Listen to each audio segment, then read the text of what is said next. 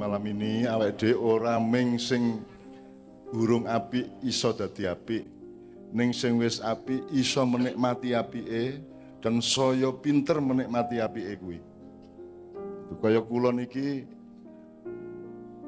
kula niki wong sing paling ora duwe keberanian di Indonesia. Aku iki wong ya mungkin ya ora pengecut banget ya ora ning ora kendel kula niki. Kae do wani nyalek coba. Aku rawani, do wani nyapres aku rawani, do wani saingan gitu, kalah menang kan gitu, aku rawani. Ora wani jadi aku ora saingan, aku ora nguber-uber sapa-sapa, apa-apa ya ora tak uber. Aku iki pokoke terserah Gusti Allah arep dikon apa. Dadi aku ora duwe cita-cita. Kalah menang ki urusanku karo nafsuku dhewe lak ngoten nah. Nek menurut Kanjeng Nabi lak ngono kuwi to. Jihad besar adalah jihad melawan nafsu masing-masing kita. Bukan melawan siapa-siapa. Ya di dunia ini kita tidak bermusuhan. Nanti Pak Muzamil saya mohon saya akan minta Pak Muzamil menguraikan 3 ayat nanti saya kasih tahu beliau. Jadi malam ini kita belajar menikmati ya. Saiki jajal ngene. Bukae ya ayo nandur malaikat ning jerone ati dan bawah sadar kita di dalam rohani kita. Nek awakmu nandur sregep insyaallah apa-apa ki dituntun. Sebab untuk dituntun ini kan ada nuntun ada lah iso. Kita butuh dituntun Allah Subhanahu wa taala. Makanya Al-Qur'an itu bukan hanya informasi tapi juga hudan. Hudan linnas. Hudan linnas, tidak hanya lil mukminin tapi hudan linnas, petunjuk kepada Allah. Nah, prakteknya menunjukkan dan menuntun itu kaya ngono kuwi mau antara lain. Gitu. Mulane kabeh iki diloketkan atau dipersatukan secara administratif melalui Rasulullah supaya tidak bertengkar.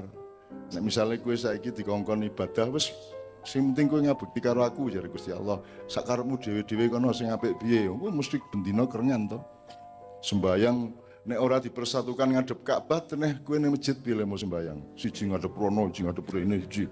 Wah, entut-entutan tak karu-karuan kae. Maka dipersatukan, kita itu butuh administrasi jasad, administrasi fisik supaya kita dimudahkan oleh Allah Subhanahu wa taala dalam menjalani apa saja gitu. Oke.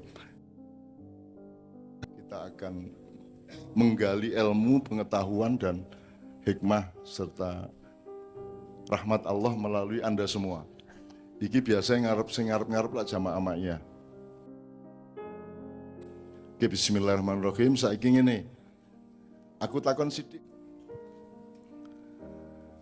Jenengan niku isuk-isuk tangi turu niku biasanya lan apa, Bu? Tangi turu njur ngopo? Aku takon siji wae, sapa? Aja jamaah maknya. Ayo Mas. Tangi turu biasanya ngopo, Bu? Nek ibu jelas regep ya, nek dole-dole kan biasa rada. Bu, kalau saya tanya bengok ora apa lho Bu ya, sing cantas Bu ya. Ngene wae. Coba bocah-bocah sing nom-nom sing biasa gelem. Kowe nek esuk nglakoni apa-apa ki spontan apa wis kok rencanake wingine sadurunge turu? Spontan. Dadi kowe ora duwe rencana. Dadi nek arep turu kae ora mikir sesuk piye, mau piye ora tak mikir. Walah, jan wedhus iki jenenge. Nek menungso kan duwe mburi, duwe ngarep gitu. Sadurunge turu, wong turu ki urung karuan tangi ya to. Oh, sapa sing turu mesti tangi? Ora ana to? Urung karuan tangi, mulane sadurunge turu kowe ngitung mau piye ya aku ya.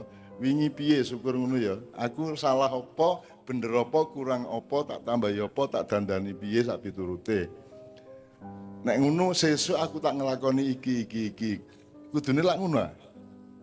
Nek ora berarti ya rada kuwi mau. Rada alwedusu kuwi mau gitu. Direncanakan ya sebelum tidur itu kalau bisa Anda wis beres uripmu. Wis kok hitung, wis kok nepke ning ati, terus kowe maca Al-Fatihah, aja leren-leren nganti keturun. Itulah tidur yang terbaik. Sebab nek kowe turu kok niati turu tenan kan ya ora iso to kowe. Kowe ngerti turumu jam berapa, menit ke berapa, detik ke berapa, ono sing ngerti. Lah ya ora ono sing ngerti to ya. Lah menungso iki janjane ora ngerti apa-apa. Mulane aja sok maido sapa-sapa, aja kerengan wong enake kaya ngene urip kok dadak piye-piye gitu ya. Jadi nek sing apik iki sadurunge turu wis kok eling-eling kabeh, mau kurang ngene aku sesuk tak ngene tak dandanane sak piturute terus kowe maca Al-Fatihah aja leren terus nganti keturun. Nah kuwi engko turumu kelebon malaikat akeh, kelebon rezeki akeh, widodari akeh khusus untuk jomblo-jomblo. Tuh. Terus begitu tangi turu wis jelas arep ngopo kowe ya, arep ngopo kita dandani urip lah. Malam hari ini kita mulai dengan sholawat supaya aktivasi malaikat terjadi di dalam jiwamu, rohmu, bawah sadarmu, di dalam hati, kolbu dan fuadmu semua. Amin ya rabbal alamin.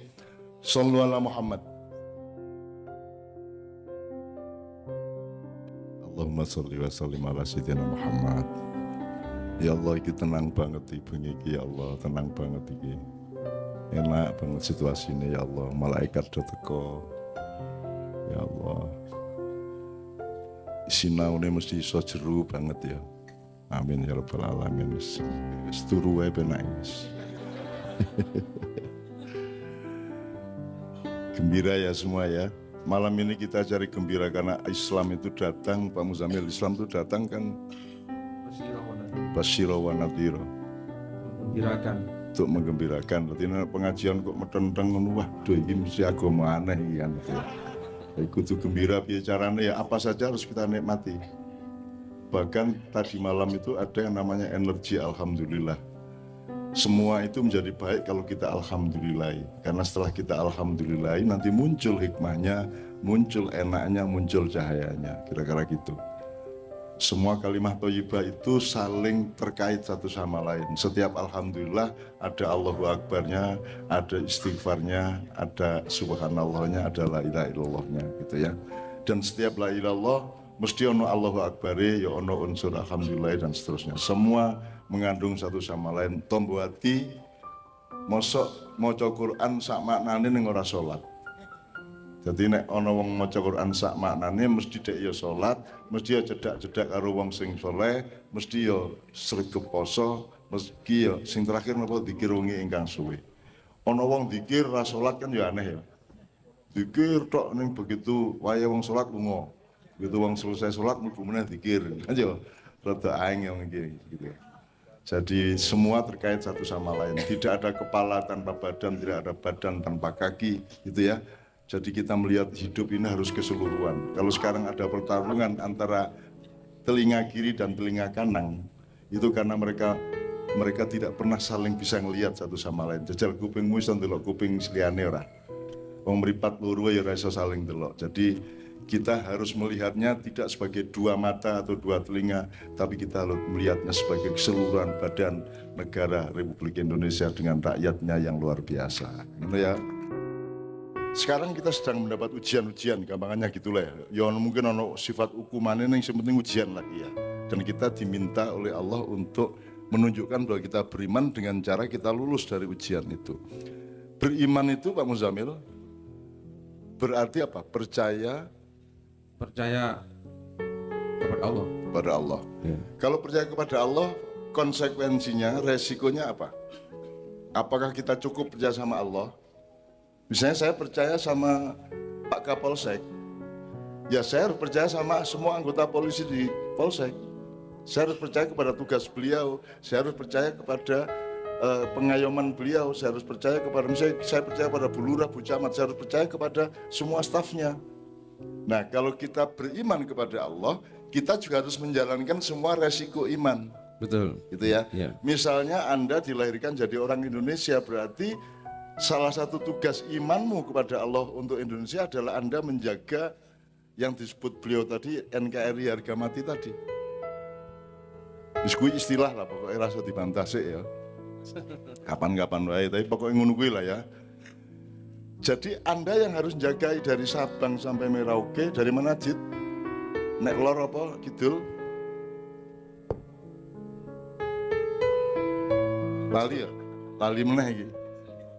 Rote sampai Rote kok Tami. Apa? Rote di selatan, utaranya di Talaut. ya, berseberangan dengan Filipina gitu aja. Ya, ya wis oke. Pokoknya saka Rote nganti sadurunge Filipina nah ya. Yang paling selatan tuh Parangtritis. Oke. Betul. Ya, paling kidul Parangtritis. Ya. Samas toh ah. Nah, Mas. Parangkusumo. Parangkusumo. Itu paling selatan.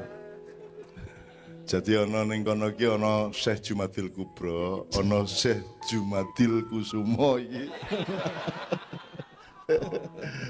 Jadi pokoknya kita itu kan diamanati Allah untuk menjaga Indonesia karena kita memang dilahirkan sebagai bangsa Indonesia. Jadi bukti iman kita adalah kalau kita nasionalis Indonesia. Betul enggak? Apa ora? Nek kowe mungkin ora masalah, aku ki masalah. Nek aku ora ndukung A, engko dimusuhi karo A. Ora ndukung B, dimusuhi B. Lho, aku nasionalis. Aku sayang karo kowe kabeh. Piye to? Mosok aku salah? Wong aku sing jaga rakyatmu kabeh kok. Gitu loh. Aku mencintai semuanya, itu namanya nasionalisme. Lah piye to ya? Gitu angel men. Demokrasi kok marake pecah piye? Kan kudune kan marake bersatu.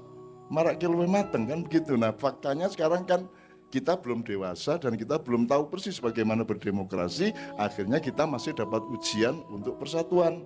Kita masih terpecah belah sekarang. Nah, berarti kita urusannya tidak hanya sama Indonesia dan demokrasi, urusannya sama iman kepada Allah. Saya mempertahankan iman saya kepada Allah dan saya mempertahankan nasionalisme saya kepada Indonesia. Apa sebabnya? Karena nasionalisme saya kepada Indonesia itu adalah kewajiban dari Allah saya. Bagi saya itu kewajiban agama. Saya tidak dilahirkan sebagai orang Arab di negeri Arab, maka saya wajib menjaga amanat Allah yang namanya Republik Indonesia. Nek upamane biyen aku lahir pas Mojopahit, ya tak Joko Mojopahit. Lah saiki anane Indonesia ya Indonesia. Dan itu saya pertahankan habis-habisan. Meskipun saya harus menerima risiko kayak apapun, saya akan tetap pertahankan di situ gitu ya. Oke.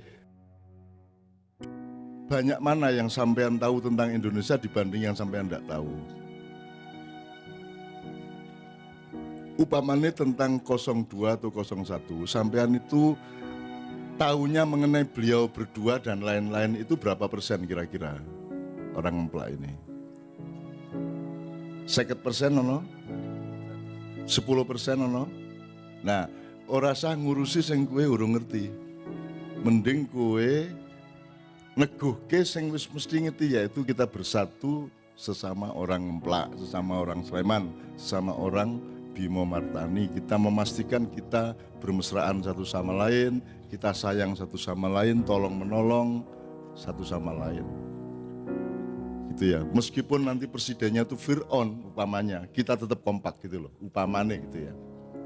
Jadi kita tidak akan ikut terseret apa-apa. Saya datang ke semua tempat itu untuk memastikan bahwa masyarakat bersama para pimpinannya, Pak Camat, Pak Lurah, Pak Kapolsek, Pak Dan Ramil dan semuanya, termasuk Karang Taruna dan remaja masjid, itu selalu bermesraan, selalu mencari yang bisa dipersatukan, bukan mencari yang bisa dipertentangkan satu sama lain. Setuju ndak ibu-ibu sekalian? Ngono kuwi jan mengan. Dadi soalé kowe nek melu-melu ya ngopo? Kowe ya mesti ora mudenge kowe. Kowe mesti ora mudeng. Aku jane wegah, mudeng ki wegah wisane. Gitu loh. Jadi saya juga menghindar terus, meskipun saya diseret-seret terus, tapi saya menghindar. Sebisa mungkin saya tak bersama orang-orang kecil di bawah, di desa, karena mereka hampir tidak punya dosa. Ya ono dosane sidik-sidik banget, tapi insya Allah akan dihapus oleh Allah Subhanahu Wa Taala karena Anda berposisi sangat wong cilik dan banyak ditipu-tipu oleh orang yang di atas-atas. Jadi insya Allah sampai mlebu swarga. Oleh karena itu, terus aku yakin nek orang mlebu swarga ndur sing kaya kepriye sing mlebu swarga nek jenengan orang mlebu swarga iki lho, gitu loh. Mesti nek aku ya optimis lah, nek ora mesti ya optimis, nek ora optimis ya yakin, nek ora yakin ya husnudzon lah paling tidak gitu ya. Nah, sekarang Pak Muzamil tolong kita teguhkan bahwa tidak setiap orang itu bertanggung jawab atas semua skala. Ya la yukallifullahu nafsan illa wus'aha. Ya, jadi tidak setiap Anda bertanggung jawab kepada Indonesia. Pak Kapolsek tanggung jawabnya sekecamatan Ngemplak. Dia tidak bertanggung jawab atas kecamatan yang lain di Sleman. Kita juga begitu, harus tahu skala kita, jangan menanggung beban-beban yang Anda tidak mengerti dan tidak kuat untuk menyangganya. Pak Muzamil tolong diberikan beberapa pemahaman. Tepuk tangan semua untuk kiai kita.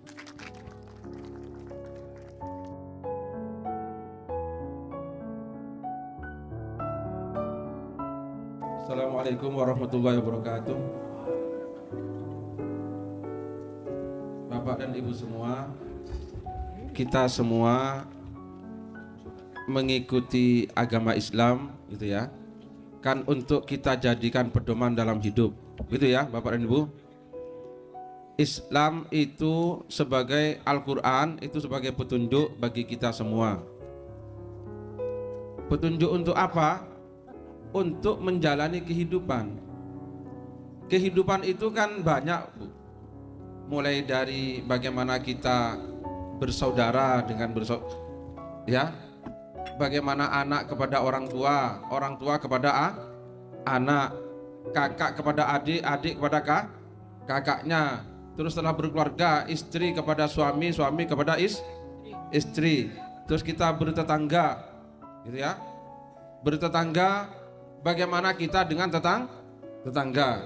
Itu petunjuknya kan ada dalam Islam. Kita mengikuti Islam untuk itu. Kemudian kita berdagang. Kalau seperti siapa ini, Mas Saiful berdagang. Ini kan dia, kalau orang Islam kan terikat dengan ajaran Islam. Bagaimana dia berdagang tapi mengikuti petunjuk dari Islam. Terus ada yang bertani. Bertani juga kalau Islam terikat dengan ajaran Islam, bagaimana bisa mengikuti bertani ala Islam. Nah, kemudian selanjutnya jadi pejabat, gitu ya.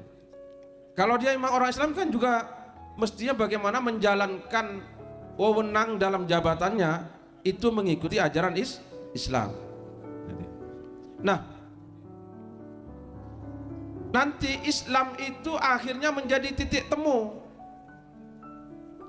Meskipun jenengan berbeda-beda, ada yang petani, ada yang pedagang, ada yang gojek, gitu ya. Ada yang rental, ada yang pejabat, ada apapun. Tapi karena sama-sama Islamnya kan akhirnya ketemu. Terus ada pilihan lurah. Ya, ada pilihan lurah, ada pilihan bupati, ada pilihan presiden. Nah, mestinya karena sampean sama-sama Islamnya kan ketemu. Siapapun dukungannya sampean. Nah, sekarang presiden ada 01, ada 02. Itu kan sesuai dengan apa kemantapannya sampean. Tetapi karena sampean Islam, gitu loh.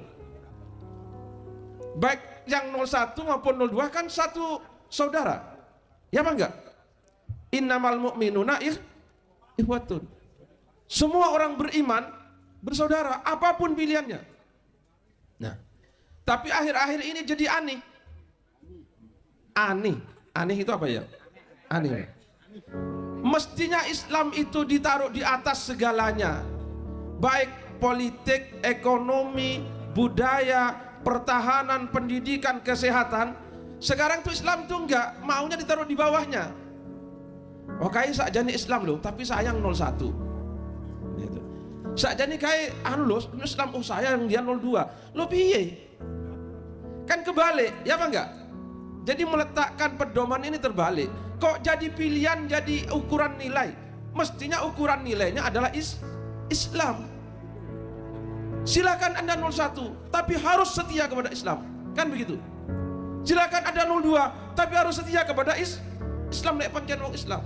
Nah, lek pancen wong Indonesia, silakan 01, tapi harus setia kepada Pancasila, Bhinneka Tunggal Ika, Undang-Undang Dasar 45. Kan begitu mestinya. Ya kan enggak? Tapi sekarang enggak. Oh, ini orang Indonesia, tapi sayang 02 Bimo Martani. Nah, gitu loh. Yo ayo kita memajukan Bimo Martani. Jangan kok terus kepentingan Bimo Martani dikorbankan untuk 01. Keliru. Oh, kamu terus lurahnya mencatat sopo wingi sing 02. Nah itu. Pokoknya sesuk lek ngurus KTP orang tak urus. Nah itu ya. Nah ini lurah rodok. Pak, contohnya diwalik, Pak. Atau dibalik. Ya. Dibalik engko dirani sampean 02 lho. Oh gitu. Atau 0304. Ya 03. 0304. Tak minum dulu. Sebelum diteruskan dikit ya. Bimo itu adalah bagian dari Pendowo Limo, gitu ya. Jadi Bimo harus Pendowo Limo, Arjuna harus Pendowo Limo, juga Puntadewa, Yudhistira, Nakula, Sedewa harus Pendowo Limo. Artinya secara ilmu fakultatif dan parsial, Bimo itu lambang kayak Sayyidina Umar, ketegasan, keteguhan. Kalau Yudhistira lambang dari keluasan, kelembutan, dan kedalaman batin, kesucian. Kalau Arjuna lambang dari keluasan budaya. Kalau Nakula Sedewa lambang dari keseimbangan. Jadi Bimo harus punya keutuhan Pandawa. Semua anggota Pandawa harus punya keutuhan Pandawa. Jadi Bima tidak bisa berdiri sendiri. Jadi orang Bimo Martani harus juga punya kelembutan dan kesucian si Yudhistira. Harus punya keteguhan Bima, harus punya keluasan Arjuna, dan harus punya keseimbangan Nakula Sedewa. Kira-kira gitu. Sama dengan Tomboati, ora iso siji tok, kudu kelima-limanya kita lakukan bersama-sama. Kira-kira seperti itu.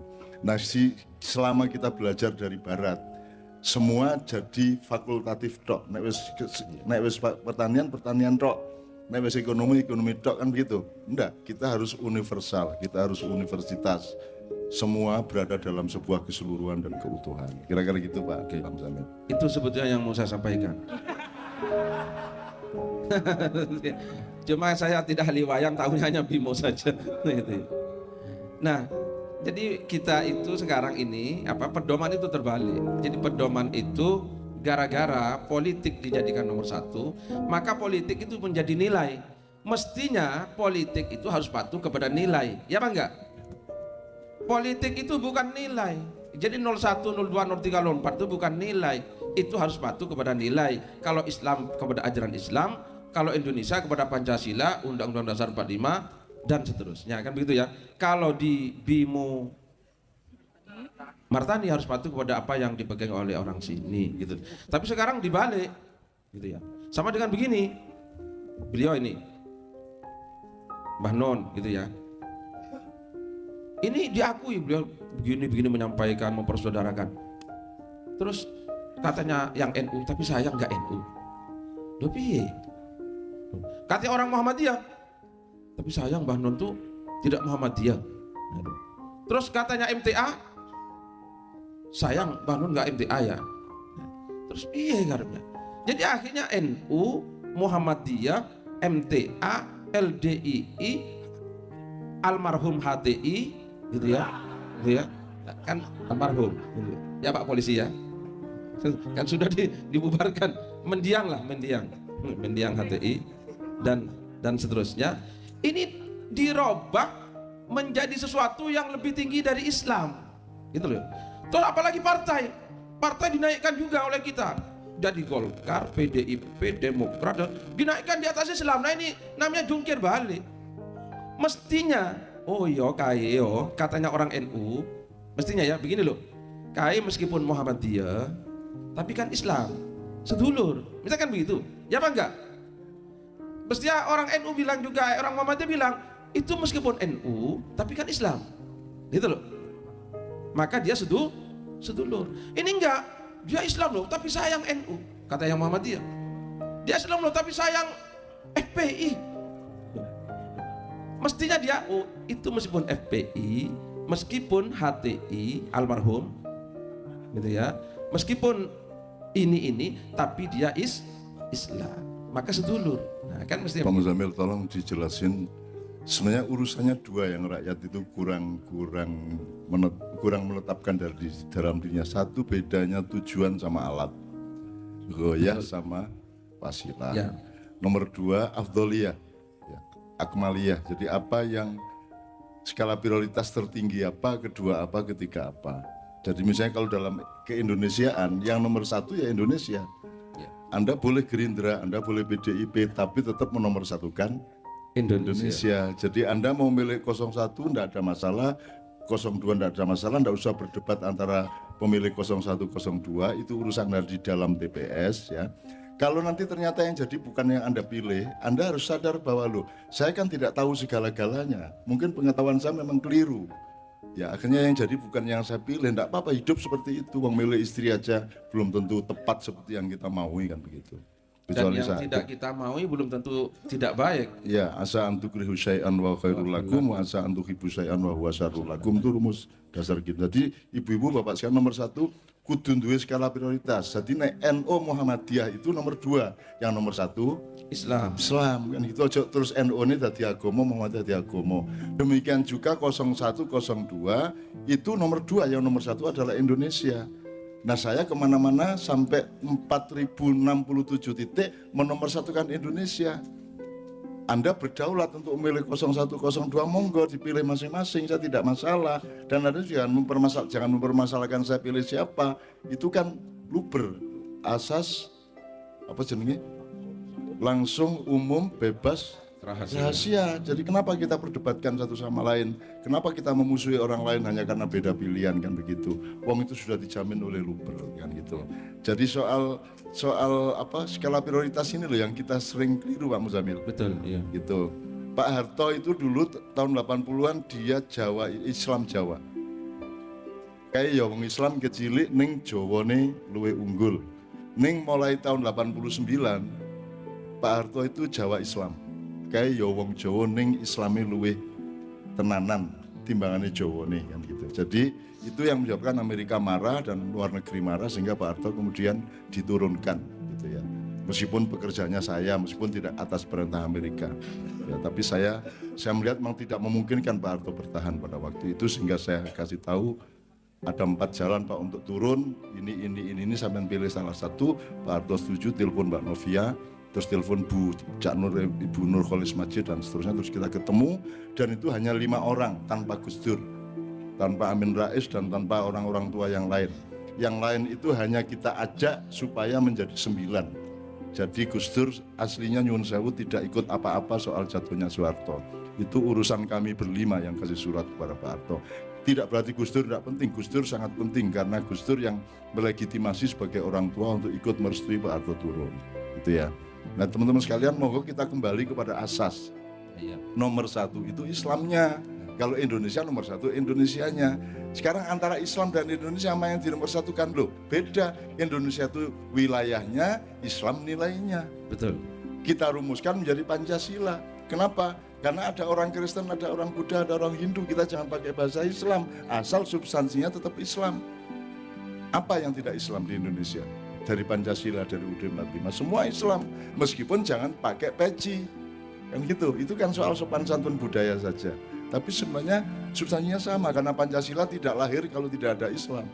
Karena seluruh kata-kata dan hikmah nilai di Pancasila itu lahirnya dari Islam. Baik tauhid, sila pertama, terus sila kedua, 3 sampai 5, semuanya adalah Islam aslinya. Tetapi kita tidak boleh sebut Islam. Kenapa? Karena kita hidup dalam budaya yang ragam dan bersama-sama. Tidak boleh menyakiti satu sama lain. Salahnya HTI adalah memakai kata khilafah sebagai satuan yang padat. Sehingga semua yang lain akhirnya menolak. Padahal yang ditolak bukan khilafahnya. Yang ditolak adalah tafsirnya HTI terhadap khilafah. Nah kita jangan keliru, kita orang desa harus lebih pintar daripada orang kota, kita orang bawah harus lebih pintar daripada orang atas. Karena semua yang membuat kita congkrah dan pecah belah adalah dari atas. Nah kita orang desa kita jaga persatuannya, gitu ya Pak Muzamil. Betul. Monggo yang afdholiyah sama wasilah goya. Ya. Jadi Bapak dan Ibu semua, jadi ada sesuatu yang tujuan, ada namanya goya, gitu ya. Terus ada sesuatu yang alat untuk mencapai itu tujuan, gitu ya. Jadi Indonesia itu tujuannya apa? Indonesia itu tujuannya adalah tercapainya negara Republik Indonesia yang merdeka, bersatu, berdaulat, adil dan makmur. Itu tertera dalam pembukaan Undang-Undang 45. Nah, itu tujuannya. Nah, masalah untuk itu terus kita bikin Nah, peraturan, bikin partai, bikin apa, tapi tetap harus tidak boleh mengorbankan tujuan. Jadi, sama kalau dalam Islam, ya Islam itu tujuan kita. Ya. Supaya Islam bisa berkembang, ada yang mendirikan NU, ada yang mendirikan Muhammadiyah, ada yang mendirikan MTA, ada macam-macam. Nah, tujuannya adalah bagaimana Islam itu supaya bisa menyebar, bisa dilaksanakan. Nah, ini tidak boleh terus yang alat ini lebih ditinggikan daripada tujuan. Bahkan Islam sendiri itu sebetulnya bukan tujuan, ya. Islam sendiri itu sebetulnya adalah jalan untuk mencapai ridho Allah Subhanahu wa Ta'ala. Maka yang paling penting itu adalah bagaimana ridho Allahnya itu, gitu ya. Oleh karena itu kita harus bertoleransi, gitu. Itu saya kira Bapak dan Ibu.